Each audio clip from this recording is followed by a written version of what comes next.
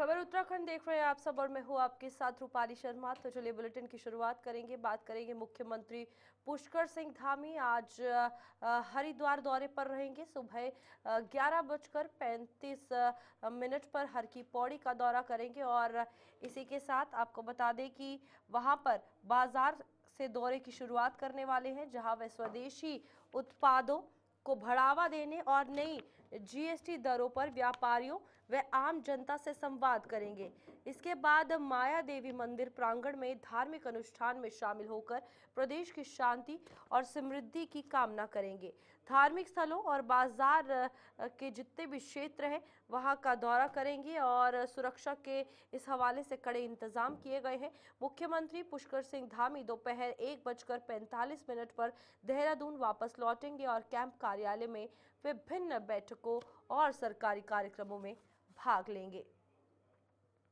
तो इस बीच आज बेहद खास ये मुख्यमंत्री पुष्कर सिंह धामी का दौरा है, जो कि हरिद्वार 11:35 पर पहुंचेंगे। और इस बीच फिलहाल आपको बता दें कि वहां पर जनता से संवाद करने पहुंचेंगे और इस तरीके की गतिविधियां और इस तरीके के कई ऐसे दौरे मुख्यमंत्री पुष्कर सिंह धामी की अगर बात करें तो करते रहे हैं। और हमारे साथ हरिद्वार से धर्मराज हमारे संवाददाता फोन लाइन पर जुड़ चुके हैं। धर्मराज, आज मुख्यमंत्री पुष्कर सिंह धामी हरिद्वार पहुंच रहे हैं, क्या कुछ खास रहने वाला है, क्या क्या तैयारियां वहां पर की गई हैं?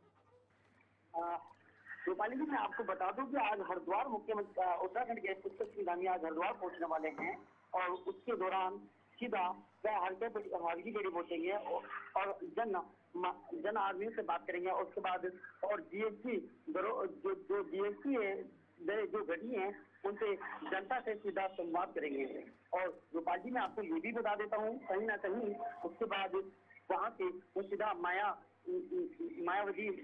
देवी मंदिर जाएंगे और उसके बाद वहाँ की जो मनोकामना है कहीं मांगेंगे। उसके बाद जो आम जनमानस के लिए जो हरिद्वार की जीएसटी दरें जो कम है उनके लिए सीधा व्यापारियों से बात करेंगे और किस तरह से जो हमारे देश के प्रधानमंत्री के द्वारा जो स्वदेशी अपनाओ और विदेशी घटाओ उस पर बात करेंगे। जी बिल्कुल, इससे पहले जब असम गए तब भी यही जो मोटो था, यानी कि स्वदेशी उत्पादों को बढ़ावा देना, वो लेकर गए। अब हरिद्वार में मुख्यमंत्री पुष्कर सिंह धामी की बात करें तो वहां पर ये एक तरफ प्रधानमंत्री के राह पर चल रहे हैं मुख्यमंत्री पुष्कर सिंह धामी, और क्या लगता है किस तरीके से आज हरिद्वार की तस्वीर बदलेगी, क्योंकि यहाँ पर लोगों के बीच संवाद करना, उन्हें स्वदेशी चीजों के लिए बढ़ावा देना कहीं ना कहीं एक अलग तस्वीर लेकर आती है उत्तराखंड। तो चलिए, धर्मराज से संपर्क टूट चुका है। फिलहाल हर की पौड़ी में स्वदेशी और चीज़ें बनाने को लेकर फिलहाल ये फोकस किया जाने वाला है। हरिद्वार का दौरा आज इसी पर रहेगा, जहां पर जनता से संवाद करते हुए मुख्यमंत्री पुष्कर सिंह धामी नजर आएंगे और तमाम चीज़ों का निरीक्षण भी किया जाएगा। सुरक्षा के कड़े इंतजाम कर लिए गए। वहीं आगे बढ़ते हैं, जहां पर उत्तराखंड से इस साल मॉनसून की विदाई हो गई है। मौसम वैज्ञानिक सीएस तोमर के अनुसार पिछले एक हफ्ते से बारिश पूरी तरह थमी हुई है, जिसके बाद औपचारिक रूप से मॉनसून सीजन खत्म होने की घोषणा की गई है। इस साल राज्य में सामान्य से करीब 20% अधिक बारिश दर्ज की गई है, जो पिछले साल की तुलना में बेहतर रही है। मई में लगातार बारिश का दौर चला, लेकिन अब मौसम साफ हो गया है। मौसम विभाग का कहना है कि आगे शरद ऋतु का असर देखने को मिलेगा और ठंडक धीरे धीरे बढ़ेगी। देखिए, आज 26 सितंबर को उत्तराखंड से मानसून का पूरी तरह से विदाई हो गया है। तो ओवरऑल जो इस सीज़न में 1412 मिलीमीटर बारिश मिला है, जो कि नॉर्मल से लगभग 22% ज़्यादा है। और इसमें जो मुख्यतः हमको जो ज़िले हैं जहाँ पे हमको लार्ज एक्सेस रेनफॉल मिला है, 2 ज़िले रहे हैं जहाँ पे नॉर्मल से +60% और मोर बारिश रहा है। वो है बागेश्वर में, बागेश्वर ज़िला और चमोली ज़िला। बागेश्वर में 284 मिलीमीटर के आसपास बारिश मिली है। और इसके बाद जो मैक्सिमम बारिश हमको मिला है वो देहरादून ज़िला है, जैसे 1972 मिलीमीटर के आसपास हमको जहाँ पे बारिश प्राप्त हुआ है। तो ज़िले वाइज अगर देखें तो इसमें जो हमको 2 ज़िले हैं बागेश्वर चमोली, जैसे मैंने बोला लार्ज एक्सेस में रहे हैं। इसके अलावा एक्सेस में भी जो कुछ ज़िले रहे हैं जहाँ पे नॉर्मल से 20% से लेकर 60% के बीच में बारिश रहा है। देहरादून, टिहरी और हरिद्वार और अल्मोड़ा ज़िले रहे हैं। एक ज़िला है पौड़ी गढ़वाल जिसमें कि नॉर्मल से -30% लेस रहा है, तो डेफिशिएंट स्टेट ज़िला रहा है। बाकी 6 ज़िलों में हमारे को नॉर्मल बारिश। वही स्वस्थ नारी सशक्त परिवार अभियान के तहत प्रदेश भर में बड़े पैमाने पर स्वास्थ्य शिविरों का आयोजन किया जा रहा है, जहां आम लोग उत्साहपूर्वक अपना स्वास्थ्य परीक्षण करा रहे हैं। इन शिविरों में सामान्य बीमारियों के साथ कैंसर की स्क्रीनिंग पर विशेष ध्यान दिया जा रहा है। अब तक प्रदेश में 2.5 लाख से ज्यादा लोगों की कैंसर जांच हो चुकी है, जिनमें सर्वाइकल, स्तन और ओरल कैंसर की स्क्रीनिंग प्रमुख रही है। स्वास्थ्य विभाग का कहना है कि इन शिविरों ने न सिर्फ बड़ी संख्या में लोगों को जांच की सुविधा दी, बल्कि महिलाओं में कैंसर के प्रति जागरूकता भी बढ़ाई है। कहा कितने लोगों की स्क्रीनिंग हुई है, ये आपको एक एक करके बताते हैं। फिलहाल आपको बता दें कि प्रदेश में कुल मिलाकर 2.76 लाख यानी कि 2,76,000 से अधिक लोगों की कैंसर जांच हुई है। उत्तरकाशी में 23,119 महिलाओं की सर्वाइकल कैंसर जांच की गई। इसके साथ ही 85,246 महिलाओं में स्तन कैंसर की जांच की गई और साथ ही साथ 73,267 पुरुषों में और साथ ही साथ 94,976 महिलाओं को ओरल कैंसर की जांच की गई। अल्मोड़ा में आपको बता दें कि 1,794 महिलाओं की सर्वाइकल कैंसर जांच की गई है। इसी के साथ 6,008 महिलाओं के स्तन कैंसर की जांच हुई है। 4,213 पुरुष और 7,023 महिलाओं के मुंह के कैंसर की जांच हुई है।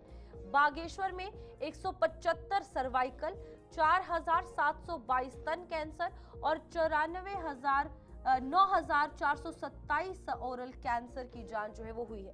चमोली में 3,031 सर्वाइकल की जांच, 6,114 स्तन कैंसर की जांच और आपको बता दें इसी के साथ साथ 12,735 ओरल कैंसर की जांच हुई है।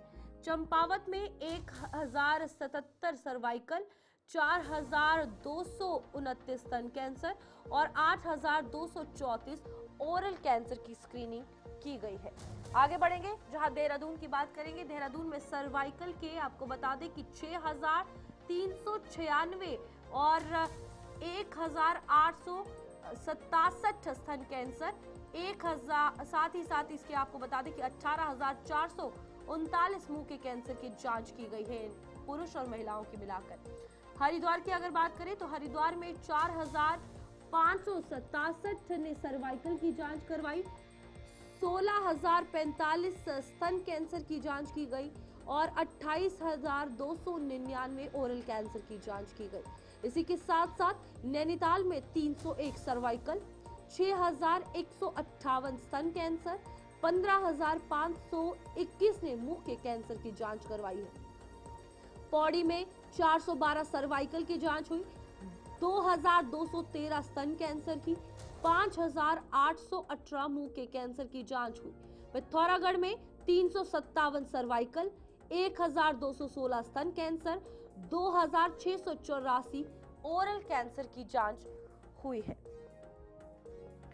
आगे बढ़ेंगे, जहां पर रुद्रप्रयाग में 128 सर्वाइकल, 2,010 स्तन कैंसर, 4,784 लोगों का ओरल कैंसर की जांच हुई है। इसके बाद टिहरी की बात होगी, जहां पर 519 सर्वाइकल की जांच हुई, 7,583 स्तन कैंसर, 14,423 ओरल कैंसर की जांच हुई है। उधम सिंह नगर में 3,922 सर्वाइकल, 5,498 स्तन कैंसर, 32,219 ओरल कैंसर की जांच हुई है। फिर उत्तरकाशी की ओर बढ़ेंगे, जहां पर 440 सर्वाइकल, 2,583 स्तन कैंसर, 4,424 मुंह के कैंसर की जांच और प्रदेश भर में ये बड़े पैमाने पर स्वास्थ्य शिविरों का आयोजन हुआ और कहां पर किन टेस्ट की स्क्रीनिंग हुई, कौन कौन सी जांच हुई, एक एक करके आपको बताया। वहीं उत्तराखंड जैसे भूकंप संवेदनशील प्रदेश में भूकंप जोखिम मूल्यांकन और शमन पर गंभीरता से काम करने की जरूरत है। इसी कड़ी में मुख्य सचिव आनंद बर्धन ने सचिवालय में वैज्ञानिक संस्थानों के साथ बैठकर रणनीति तैयार करने पर जोर दिया। उन्होंने कहा कि राज्य का बड़ा हिस्सा भूकंप के जोन 5 में आता है। ऐसे में मानवीय और आर्थिक नुकसान को न्यूनतम करने के लिए जागरूकता कार्यक्रम, मॉक ड्रिल और भूकंप जागरूकता दिवस नियमित रूप से आयोजित किए जाने चाहिए। बैठक में भवन निर्माण के मापदंड तय करने और वैज्ञानिक संस्थानों के साथ MOU करने पर भी सहमति बनी है।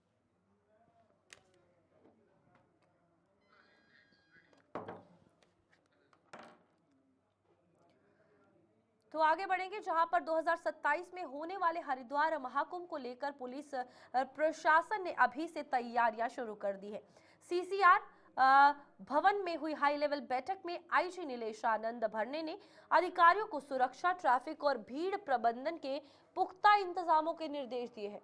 बैठक में पिछले कुंभों की चुनौतियों की समीक्षा करते हुए इस बार व्यवस्थाओं को और बेहतर बनाने की रणनीति बनाई गई है। IG ने कहा कि महाकुंभ 2027 पूरी तरह सुरक्षित और व्यवस्थित होगा। CCTV कैमरों की संख्या बढ़ाने, अतिरिक्त फोर्स की तैनाती और आपदा प्रबंधन पर खास ध्यान दिया जा रहा है। प्राथमिक बैठक है जिसमें विभिन्न हमारी जो शाखाएं हैं तो उनके लिए हम प्रोजेक्शन कर रहे हैं कि हमारे को जो है आने वाले जो कुंभ है उसमें हमारी क्या आवश्यकताएं हो सकती है, क्या क्या जिससे निर्माण है, उपकरण है, जो स्पेशलाइज्ड चीजें हैं, ताकि हम पहले से तैयार हो कि हमारे पास पुलिस की अभी क्या संसाधन है, क्या उपलब्धता है और क्या आवश्यकता है। तो विभिन्न शाखाएं हैं, इन शाखाओं के साथ जो है हम लोग आपसी समन्वय कर रहे हैं ताकि हम लोग जो है एक बेहतर तरीके से तैयार हो सके कुंभ के लिए, जो है एक बेहतर हमारा पुलिस प्रबंधन हो करके। सबसे बड़ा चैलेंज नहीं, ऑफ कोर्स क्राउड कंट्रोल तो है ही। जैसा हम देख रहे हैं कि कुंभ में जो है अभी जो प्रयागराज कुंभ था तो बड़ी संख्या में जो है यात्री श्रद्धालु आ रहे हैं, तो क्राउड कंट्रोल एक बड़ा चैलेंज है। और अपना सिक्योरिटी तो है ही, हमेशा सिक्योरिटी सिनेरियो जो अभी देश का है, तो ये सब चैलेंज अभी है ही पुलिस के लिए। ठीक है, ऑफ कोर्स हम लोग जो है वो इसीलिए बैठक की गई थी कि जो पिछला जो कुंभ हुआ है उससे हम और बेहतर क्या करें। और चलिए, वक्त हो चला एक छोटे से ब्रेक का, फौरन लौटते हैं। ब्रेक के बाद लौट चुके हैं, आगे बढ़ते हैं, जहां पर उत्तराखंड में पर्यटन और बॉर्डर टूरिज्म को बढ़ावा देने के उद्देश्य से बद्रीनाथ धाम से स्की माउंटेनियरिंग एसोसिएशन द्वारा आयोजित मोटर बाइक चैलेंज प्रतियोगिता 2025 की शुरुआत हुई है। पूर्व मुख्यमंत्री एवं महाराष्ट्र के पूर्व राज्यपाल भगत सिंह कोश्यारी ने सिंहद्वार से हरी झंडी दिखाकर प्रतियोगिता का शुभारंभ किया और प्रतिभागियों को बद्री विशाल का ध्वज प्रदान कर माणा पास हेतु रवाना किया। इस अवसर पर उन्होंने कहा कि ऐसी प्रतियोगिताएं न केवल पर्यटन को प्रोत्साहित करती है, बल्कि सीमा क्षेत्रों में साहसिक खेलों और युवाओं की भागीदारी को भी बढ़ावा देती है। वहीं भाजपा विधायक और राज्य आंदोलनकारी विनोद चमोली ने युवा आंदोलन के पीछे कांग्रेसी षड्यंत्र की आशंका जताई है। उन्होंने कहा कि आंदोलन में लग रहे नारे कांग्रेस नेताओं और राहुल गांधी की सभाओं में उठाए नारों से मेल खाते हैं। चमोली ने दावा किया है कि भर्ती घोटाले की जांच में सरकार पारदर्शी है और CBI जांच से भी नहीं हिचक रही है, लेकिन ऐसी जांच से परीक्षाएं अटक सकती है, जिससे युवाओं का समय और भविष्य प्रभावित होगा। उन्होंने युवाओं से सरकार पर भरोसा करने की अपील करते हुए कांग्रेस और अन्य दलों पर राजनीतिक रोटियां सेकने का आरोप लगाया है। दो पक्ष है। एक पक्ष तो ये है कि हम इसको 21 से पहले भी देखें। जो सबसे पहले नकल की घटनाएं आई थी और जो नियुक्तियों में जो घपले हुए थे, वो पटवारी भर्ती घोटाला हुआ था, हर एक दरोगा भर्ती घोटाला हुआ था, ये कांग्रेस रिजिम में हुआ था। मेरा बड़ा स्पष्ट मानना है कि उस समय जब ये विषय आए थे, अगर इस पर उस समय कांग्रेस गंभीर हो जाती और उसी समय कदम उठा लेते, जो हमने बाद में कदम उठाए, वो अगर उस समय कदम उठा लिए जाते तो उसके बाद के जो घटनाक्रम है वो नहीं होते। दूसरा पक्ष है बीजेपी। जैसे ही 2001 त्वरित उस पर कार्रवाई की, और आपको पता है कि किस स्तर के लोगों को जेल में डाला गया, कितने बड़ी संख्या में लोग जेलों में गए, और उसके बाद जब हमको लगा कि भाई इस पर लगाम लगानी आवश्यक है, प्रदेश में युवाओं का भविष्य घटित हुआ, तो निश्चित तौर पर उसी कानून के तहत उस पर कार्रवाई होगी। वे सब के सब शिक्षकों के पीछे नहीं चले जाते तब तक इसके परिणाम भी घोषित नहीं होंगे और इस पर आगे काम नहीं बढ़ेगा। तो ये हमारा स्टैंड है, ये हमने किया है। लेकिन दूसरी तरफ उसका एक पक्ष ये भी है कि तमाम हमारे नौजवान साथी इस समय आंदोलनरत हैं और इस विषय को लेकर आंदोलनरत है। ये घटना है कि भाई नकल के लिए पेपर बाहर गया, अंदर नहीं आ पाया, लेकिन बाहर गया, ये भी अपराध है। तो अपराध तो घटित हुआ है, हम इसे मुंह नहीं मोड़ सकते, नहीं इसको नकार सकते। तो जितना अपराध घटित हुआ उतनी सजा तो तय है। अब जांच हो रही, जिन जिन की संलिप्तता पाई जाएगी। पहला विषय तो यह है कि एक नारा उसमें दिया गया कि पेपर चोर गद्दी छोड़, एक नारा उसमें दिया गया। आप इस नारे के बैकग्राउंड में जाने की कोशिश करिए। सबसे पहले नारा दिया था राहुल गांधी ने, चौकीदार चोर है।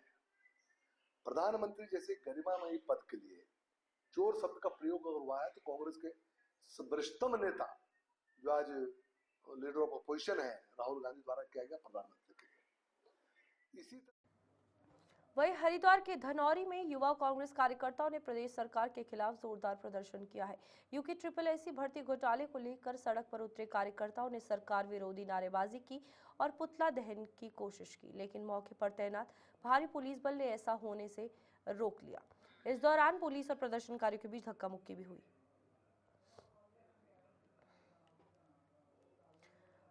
वहीं बेरोजगारों के मुद्दे पर चल रहे आंदोलन को लेकर एडवोकेट विकेश नेगी ने बड़ा बयान दिया है। उन्होंने कहा कि बॉबी पवार युवाओं के हितैषी नहीं है, बल्कि उन्हें अपनी राजनीति के लिए इस्तेमाल कर रहे हैं। नेगी का आरोप है कि उन्होंने बेरोजगारों की मांगों को लेकर हाईकोर्ट में जनहित याचिका दाखिल की, लेकिन इसके लिए जब बॉबी पवार से दस्तावेज मांगे गए तो एक भी उपलब्ध नहीं करवाया गया। साथ ही आंदोलन के दौरान लगे आजादी जैसे नारों पर उन्होंने कड़ी आपत्ति भी जताई है।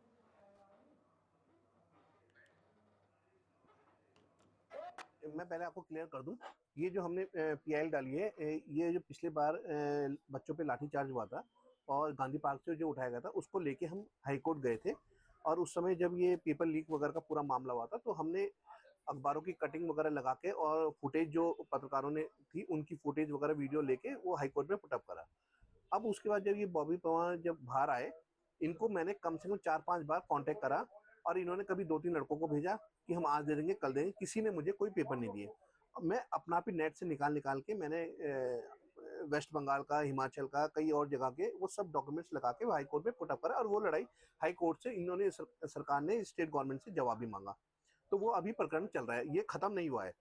दूसरी चीज, मेरी जो लड़ाई है प्रदेश के युवाओं की लड़ाई है और मैं यूके SSSC पेपर लीक कांड में धामी सरकार ने सख्त रुख अपनाते हुए सुल्तानपुर में मुख्य आरोपी खालिद मलिक के नजदीकी रिश्तेदारों के घरों और अवैध दुकानों पर कार्रवाई की। पुलिस और राजस्व विभाग की टीम ने अवैध निर्माण गिराकर स्पष्ट संदेश दिया कि नकल माफियाओं को बख्शा नहीं जाएगा। इस कार्रवाई के बाद क्षेत्र में लोगों में राहत की भावना फैल गई है और उन्होंने सरकार के बुलडोजर एक्शन की खुले तौर पर सराहना की है। द्वारा नकल माफिया खालिद के घर पर बुलडोजर चलाया गया है, उससे मैं ही नहीं पूरा प्रदेश खुश है। एक मैसेज गया है कि अगर हम गलत करेंगे तो हमें जेल के साथ साथ हमें आर्थिक नुकसान भी झेलना पड़ेगा। और उत्तरकाशी जिले के पुरोला क्षेत्र में लंबे समय से लंबित मांग आखिरकार पूरी हो गई है। पुरेला विधायक दुर्गेश्वर लाल ने कंडियाल गांव मोटर मार्ग के डामरीकरण कार्य का भूमि पूजन कर शुभारंभ किया। ये कार्य राज्य सेक्टर मत के 2,44,78,000 रुपए की लागत से किया जाएगा।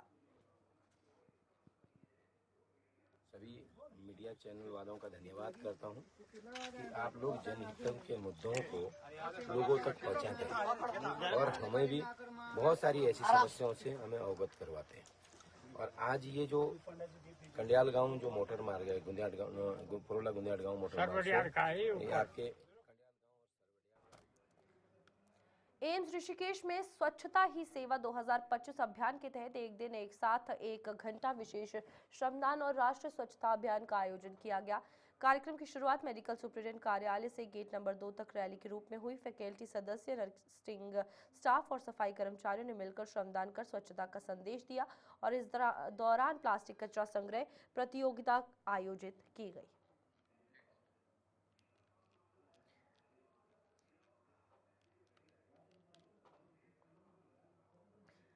वहीं नवरात्रि के छठवें दिन देश भर में मां कात्यायनी की पूजा धूमधाम से की जा रही है। 4 भुजाओं वाली मां कात्यायनी को वरदायिनी भी कहा जाता है और माना जाता है कि भक्तों की सच्ची श्रद्धा से उनकी हर मनोकामना पूरी होती है। हरिद्वार के मंदिरों में पीले फूल और पीले वस्त्र से मां की विशेष आराधना की जा रही है। धार्मिक मान्यता के अनुसार अविवाहित युवक मां को हल्दी की 6 गांठ और पीले रंग के व्यंजन अर्पित करके विवाह का आशीर्वाद प्राप्त कर सकता है।